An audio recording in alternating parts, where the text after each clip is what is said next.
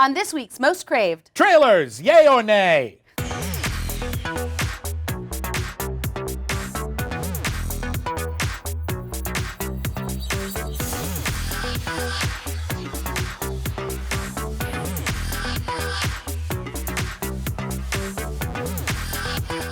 Hey guys, welcome to Most Craved. I'm Jenna Bush with Legion of Leia. I'm William DiBiane with Crave Online, and we are here today to talk about some of the really quite big trailers that have dropped over the last week or so. Yeah, it's kind of huge. Yeah, well, we're heading into the summer season. We're going to get a lot of the big ones. There's a lot of movies that haven't been marketed as hard as they possibly could have because everyone was kind of getting out of the way of Batman v Superman, and now they can be marketed super duper hard. Woo! So what do you want to start? Let's start with Doctor Strange because, whoo, so cool. It looks neat. It really does. I've been so excited for this. I've been dying to see magic in the Marvel Universe and how they handle it. Absolutely, and I was kind of surprised that right off the bat, they said that magic has something to do with alternate realities. Right. Now, we've known for a while that there are 2 Infinity Stones left over that they're going to have to introduce before we get to Marvel's Infinity War. Right. And one of them is a Soul Stone, one of them is a Reality Stone, and I guess this is going to be the one where we see the Reality Stone, and it's going to have a bunch of different reality stuff. And credit to Scott Derrickson, the filmmaker. Now, we haven't seen the movie yet. We don't know if it's going to be good. But he clearly has read a lot of Steve Ditko comics and really gone back to the origin of the character and just how trippy Doctor Strange always has been. It looks really neat. It really does. I love the shot where where Tilda Swinton pushes his spirit out of his body and he just looks at it like, oh damn. Yeah. I don't know. I think it looks really good. I know there were a lot of people saying that like the casting was too on the nose, but you know what? If casting's on the nose, that kind of makes it good casting, doesn't it? Well, here's what's weird for me is that they cast Benedict Cumberbatch, the man with a voice like a sex lion. Like he's just sex lion. He's just all purr. It's so great. And then but then based on what little dialogue we get in this trailer, he sounds like Gregory House. Like he sounds really scratchy and in his American accent. And he's done American accents before and he still sounded like Benedict Cumberbatch. It's an unusual choice. And I wonder if that was a reaction to try to like differentiate him so it doesn't feel like Sherlock is playing Doctor Strange. I'm okay with Sex Lion. I'm okay with Sex Lion too. Clearly. Everyone likes Sex Lion. Speaking of Sex Lion, no, wait, what? No. Let's back up. Let's talk about, okay, so we missed this last week. Right. This is the other huge trailer. This was the first trailer for Star Wars Rogue One. Or rather, Rogue One, a Star Wars story. Right.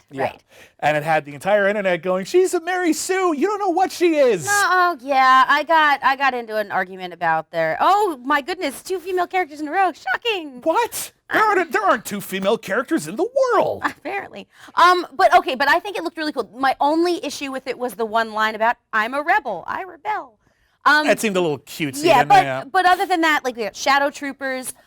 We have Donnie Yen because yes, Donnie Yen. Pretty cool. You know what? There was a nice vibe to this that I think we've been kind of missing even from J.J. Abrams' film. If you look back at the original Star Wars movie, especially the first 2, there's a heavy influence of the works of Akira Kurosawa, who did films like The Hidden Fortress. And in this case, we're seeing a lot of Seven Samurai. The idea that we're going to take a bunch of disparate characters who probably shouldn't be working together, and they have to team up to do a mission. And it's a cliche now. Seven Samurai invented that.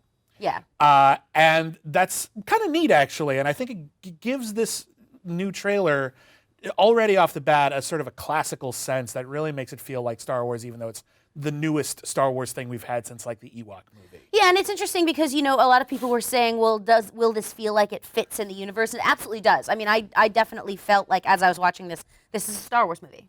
Yeah. And I'm down for another Star Wars movie. I hope it's a good Star Wars movie. Looks like it's going to be good. Fingers crossed. Let's talk about the one that I'm actually like. This is something we've known very little about, and now that we've seen a bit of it, I was actually very impressed by what they showed us. Fantastic Beasts and Where to Find Them. I'm so excited. Now I'm a big Harry Potter fan. Me too. Okay, good. So this is a story that takes place prior to the events of Harry Potter, follows the events of Newt Scamander, who wrote one of Harry Potter's textbooks, and he's played by Eddie Redmayne. And that's kind of all we knew for a while. They released a couple of images, but now we really knew New York 1926. Right. But what's actually kind of neat is if you look at this trailer, the key scene for me is Newt Scamander coming into Ellis Island with dangerous contraband, basically sneaking it through the 1920s equivalent of the TSA, and he's the hero. And I'm thinking to myself, well, we're just going to confront that head on, aren't we? Because here are a bunch of immigrants coming into America. They have, you know, potentially very dangerous powers. And isn't that cool? And you know what? Kind of. But and also there are actually schools for witches and wizards Yes. in America, so they probably already have the beasts. But when These are you just, different beasts. When you think about the earlier American history, even just going so far back as the early 20th century, people had to hide their identities. People had to join the melting pot, or people had to be ostracized. Well, not had to, but they would. Like, it was a tragedy. And the idea that Harry Potter could confront that is very apropos. I mean, the first Harry Potter stories are very much about sort of Britain in World War II and that oncoming war and whether or not they're actually going to get actively involved. That was a very topical historical comment to make. And if you're going to change it to an American context, then having it be about American anxieties about immigration is potentially very exciting and also potentially very controversial. And I'm very curious to see how they're going to handle it, because that's really cool. And they did connect it to the first movies by mentioning Dumbledore. So in case you were threatened by the fact that it's new, there's a Dumbledore. Yeah. Have you been resorted? Have I? Yeah. No, I didn't know you could be resorted. Yeah. Well, they're Pottermore. I used to be Gryffindor. Apparently now I'm Ravenclaw. I've always been Ravenclaw, and you might not be now. I'm not gonna. No. Do it. That. Do no. it. Resort. Speaking of immigration, Angry Birds. That was maybe the best transition I've ever heard. Angry Birds is like the mirror image of Fantastic Beasts and Where to Find Them in trailer form anyway. Yes. Because it's all about how these sort of outcast people who are controlled entirely by anger and fear are going to become the heroes when immigrants steal all our stuff. Wait, isn't it just the one angry bird and then everybody gets involved? Well, regardless, he's the one who is doomsaying, hey, all of these people are coming in to steal our eggs. Pigs. And everyone's like, you were right, we have to fight the green death. pigs. And I'm like, I don't know how I feel about this. It's kind of an odd thing coming out. I wasn't that sold on an Angry Birds movie to begin with. It kind of struck me as a thin premise. I'm not sure if we needed an Angry Birds movie. Lego, thin premise, awesome movie. Lego seemed a bit cleverer than this, even from the trailers. Well, I obsessively played the game through the middle of the night, so... I still play the game. It's still a good game. I just don't know if it's necessarily going to make a good...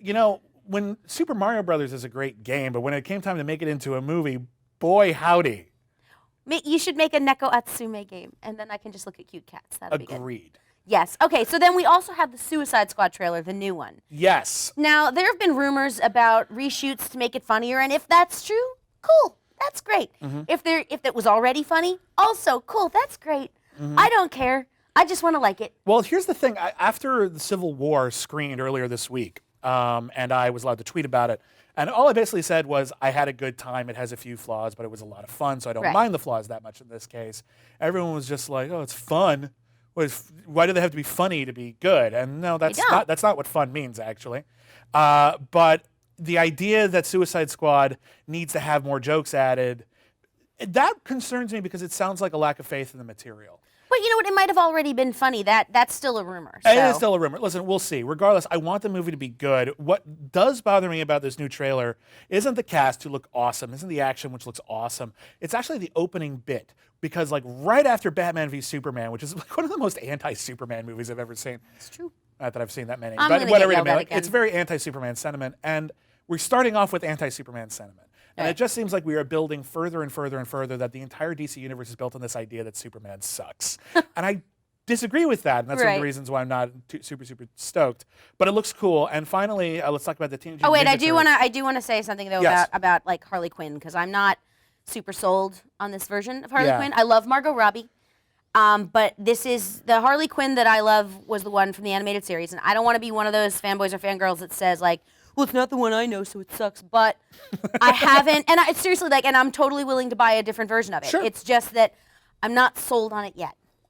Again, we need to see it in context. Exactly. There's a lot of things that fans have been like, I don't know if I like this based on, still images. Right. And then you see it in context and it works. But yeah, if it does, totally I'm in. Teenage Mutant Ninja Turtles, real fast, out of the shadows. The idea is that there's an ooze now, and it's turning people into animal monsters. Right. And the turtles think it can turn them into humans. Shouldn't it just turn them into more turtles? Like small turtles that just don't more eat pizza? turtly, like extra turtly? Yeah, they just hang out on the beach and like have all of their young killed by predators. That's a sad movie, babe. That's a sad movie, and I want to see it. So it's funnier. Okay, fine. Hey, everybody, what trailers are you most excited about? What did you like trailer-wise? What did you think of us talking trailers? We'll be back. Twitter, @MostCraved. We will see you next week.